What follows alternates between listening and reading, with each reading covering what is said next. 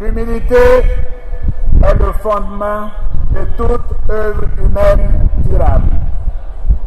Je voudrais donc saluer la clairvoyance de chacun des présidents des partis alliés et dire les fondements de notre alliance sont solides. Oui, elles sont solides.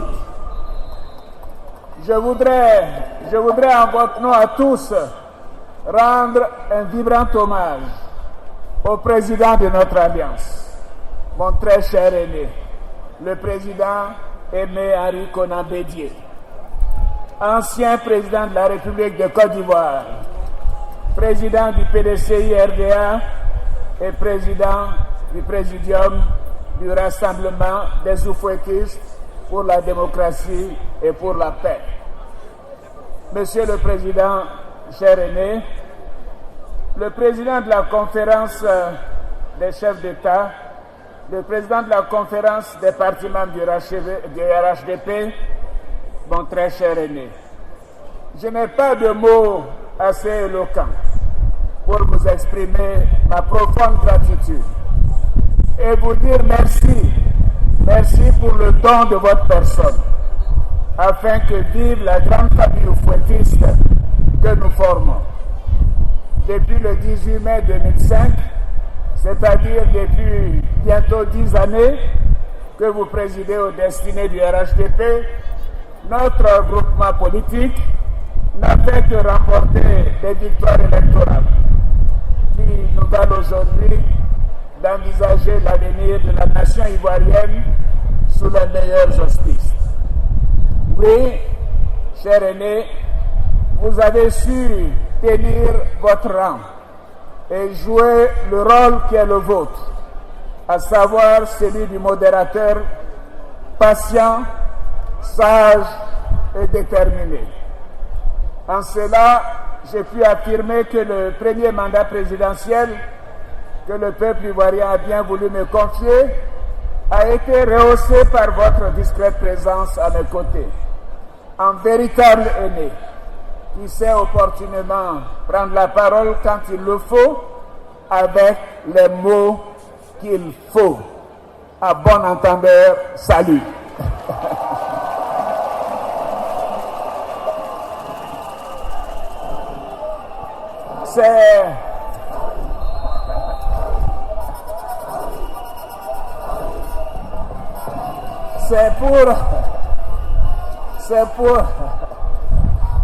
Merci. C'est pour toutes ces raisons, Monsieur le Président, qu'en présence des représentants des forces vives de la nation qui soutiennent notre coalition politique, je voudrais vous renouveler ici ma profonde reconnaissance. Merci encore, cher aîné. Messieurs les présidents des partis membres du RHDP, la convention qui nous réunit aujourd'hui est l'aboutissement d'un cheminement qui a vu chacun des partis membres du RHDP me désigner comme son candidat. Cette convention vient formaliser les engagements respectifs de notre alliance. Je voudrais donc vous adresser mes sincères et chaleureux remerciements ainsi qu'à tous les militants de chacun des partis. Merci à l'Union pour la démocratie et la paix du DPCI. Vous avez été les premiers à organiser le 20 décembre 2013 à Yamoussoukro votre deuxième congrès qui m'a désigné comme candidat de votre parti. Merci à l'Union pour la Côte d'Ivoire, l'UPCI, qui dans une lettre en date du 12 novembre 2014 a apporté son soutien à ma candidature à l'élection présidentielle. Merci au Parti démocratique de Côte d'Ivoire, le PDCI-RDA. Vous avez organisé des pré-congrès éclatés, au cours desquels la base a pu se prononcer largement sur la question d'une candidature unique au sein du RHDP.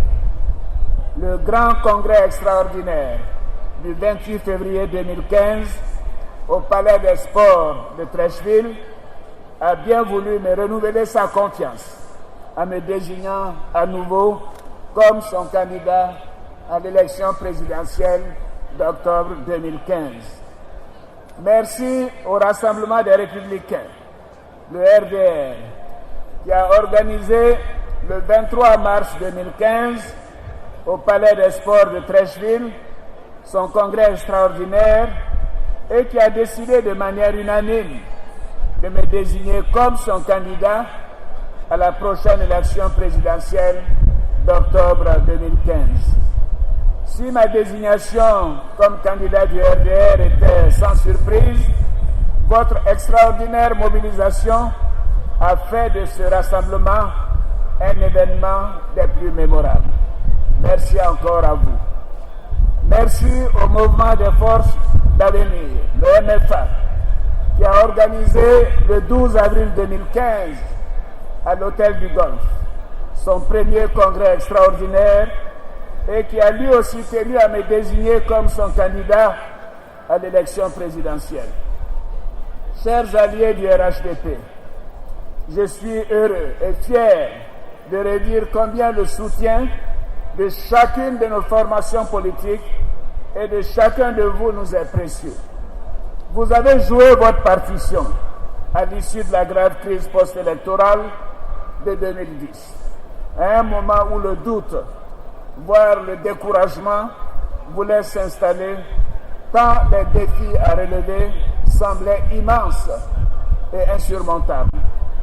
Je voudrais vous féliciter pour votre esprit d'unité, de dépassement de soi et de rassemblement.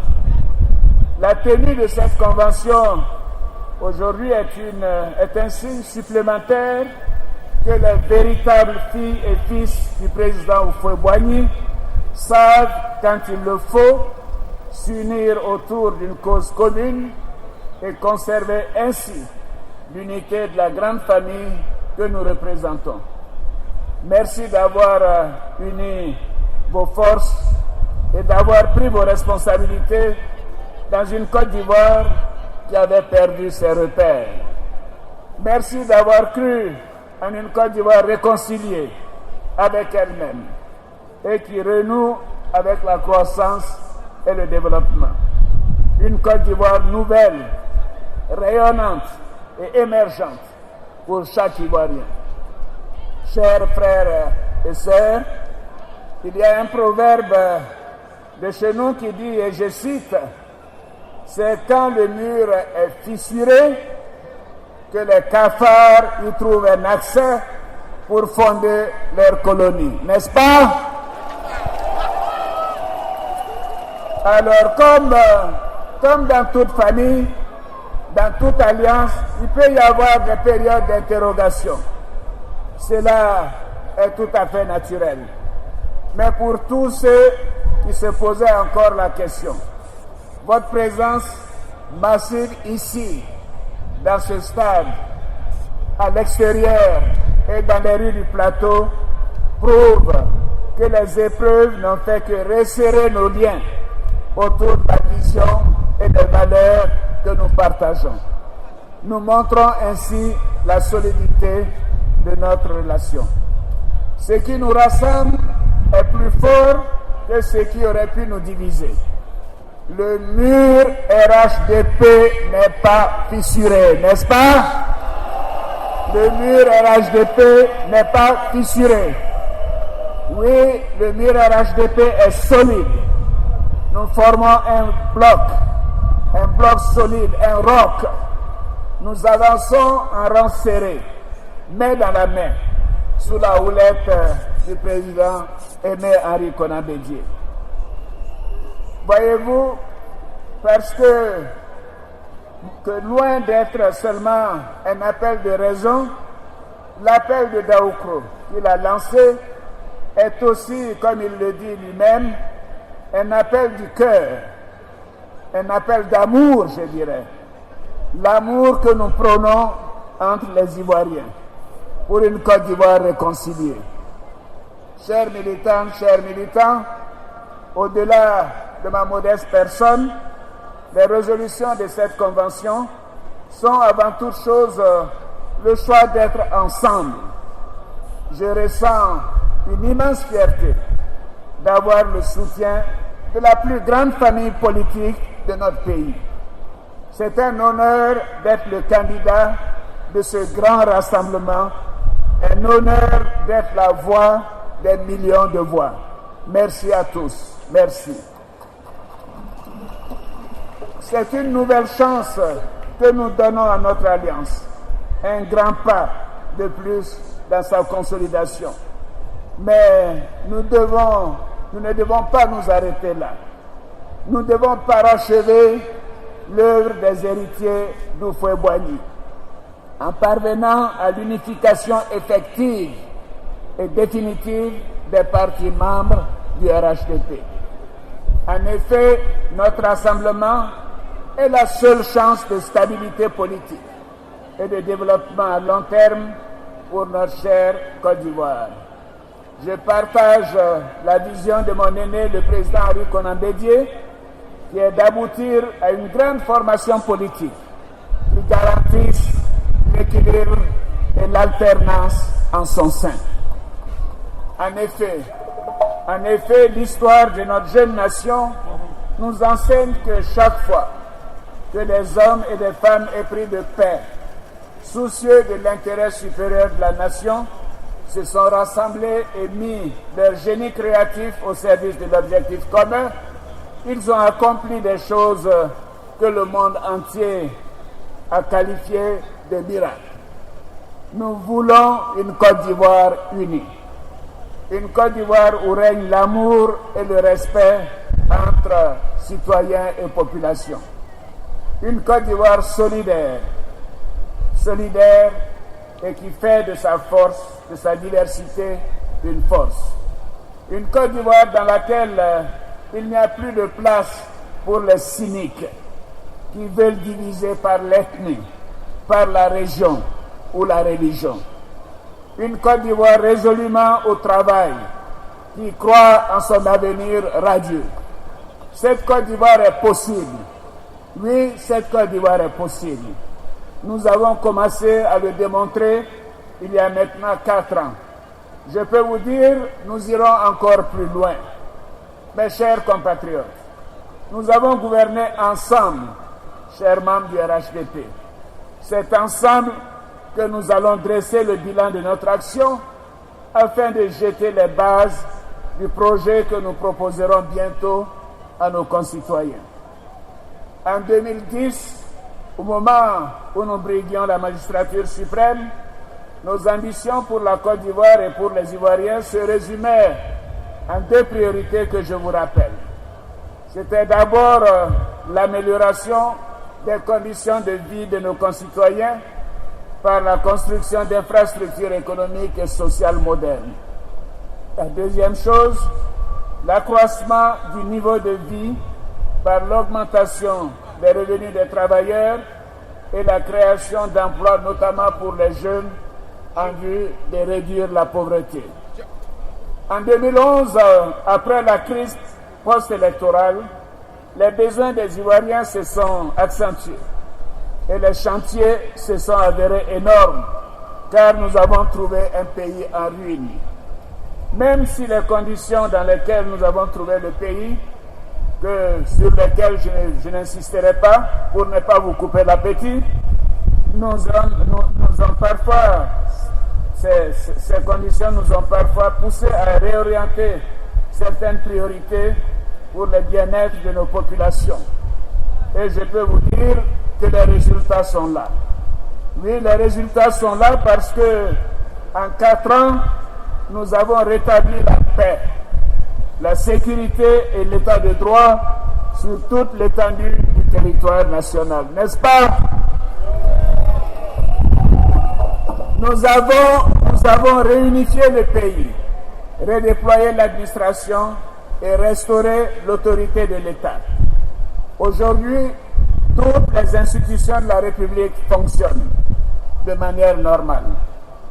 En reconnaissance au rôle des rois et chefs traditionnels dans la consolidation de la paix dans notre pays, nous leur avons donné un statut. En 4 ans, nous avons donc consacré beaucoup d'efforts à doter le pays d'infrastructures dignes de nos ambitions. C'est ainsi que nous avons mis à disposition des autoroutes, des routes et des ponts pour connecter nos populations et faciliter les échanges économiques. Nous avons donné de l'eau, de l'électricité. Nous avons fait en sorte que l'eau et l'électricité pour offrir aux Ivoiriens le droit à la lumière et à l'eau potable. Des écoles, des universités, pour offrir à nos jeunes un cadre d'éducation et de formation adéquat et leur garantir une chance de réussite sociale pour eux-mêmes et leurs familles. Des centres de santé, des hôpitaux, pour que les Ivoiriens aient accès à une meilleure prise en charge médicale dans leur environnement immédiat. En 4 ans, nous avons amélioré la situation des fonctionnaires et celle des travailleurs du privé par le déblocage des salaires et par le doublement du SMIC. Nous avons nettement augmenté les rémunérations de nos paysans, ces héros qui font de notre chère Côte d'Ivoire une championne dans bien des domaines. Au cours de ces dernières années, ce sont 3 300 milliards de francs CFA qui ont été redistribués à nos parents paysans. Nous avons également amélioré la situation socio-professionnelle des jeunes et des femmes à travers le financement des projets individuels et collectifs, notamment le FAFSI, le Fonds d'appui aux femmes de Côte d'Ivoire. Applaudissements pour la première dame qui fait un excellent travail avec son FAFSI. Merci. Voilà, nous avons fait tout cela, oui, et nous n'allons pas nous arrêter là. En 4 ans, nous avons effectué de nombreux voyages à l'étranger. Cela d'ailleurs m'a valu le surnom de Magellan. Oui, mais ça en valait la peine. Grâce à ces voyages, nous avons restauré l'image de la Côte d'Ivoire sur le plan international et fait de notre pays une destination prisée par les investisseurs et les hommes d'affaires du monde entier. Oui, chers frères, chères sœurs, les résultats sont là. En 4 ans, nous avons remis la Côte d'Ivoire au travail. Depuis 4 ans, la Côte d'Ivoire avance. La Côte d'Ivoire gagne. Oui, la Côte d'Ivoire gagne. Merci, militants du RHDP. Ce bilan atteste que le RHDP est la solution pour une Côte d'Ivoire émergente. Chers frères, chères sœurs, chers compatriotes, nous avons beaucoup fait. Comme j'ai dit, le bilan est là. Mais nous sommes encore conscients que les attentes restent nombreuses. De grands défis restent à relever, notamment au niveau social, vrai garant d'une paix durable et de notre cohésion nationale. Mon ambition est de faire de la Côte d'Ivoire un pays émergent à l'horizon 2020, je le répète. Oui, un pays émergent à l'horizon 2020. Il s'agira pour nous de renforcer ce que nous avons entamé ensemble pour améliorer le quotidien et le pouvoir d'achat de nos concitoyens et faire baisser le chômage. La Côte d'Ivoire émergente créera suffisamment de richesses et les redistribuera de manière équitable pour faire reculer la pauvreté. La Côte d'Ivoire émergente sera dotée d'infrastructures sociales et économiques en qualité et en qualité, en quantité et en qualité pour favoriser les échanges, faciliter l'accès des populations aux services sociaux de base, que sont l'éducation, la santé, l'eau potable, l'électricité, le logement et ainsi de suite. La Côte d'Ivoire émergente sera celle qui favorisera l'initiative privée, qui sera capable d'attirer davantage d'investisseurs, générant ainsi des emplois, notamment pour notre jeunesse. Le chemin est encore long, mais nous y arriverons, chers compatriotes. Croyez-moi et faites-moi confiance, nous y arriverons.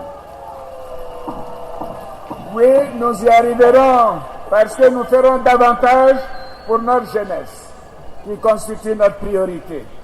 Nous y arriverons parce que nous donnerons à chaque femme l'appui nécessaire pour changer sa vie et celle de sa famille.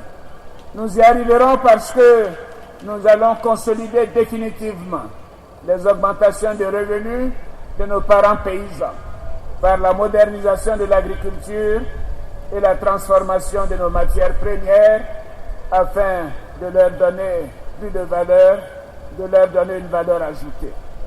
Nous garantirons à nos enfants l'éducation pour tous. Nous l'avons déjà annoncé. L'école obligatoire et gratuite pour tous à partir de 6 ans jusqu'à 16 ans. Nous leur donnerons un enseignement de meilleure qualité, car les enfants, nos enfants, sont notre avenir. Nous serons aux côtés des familles, avec la couverture maladie universelle, en aidant les plus démunis à retrouver un peu de dignité par l'amélioration de leurs revenus. Nous changerons notre cadre de vie afin d'évoluer dans un environnement toujours plus sain. Nous serons aux côtés des victimes de la crise post-électorale et de toutes les crises pour leur apporter réparation, oui, et dignité.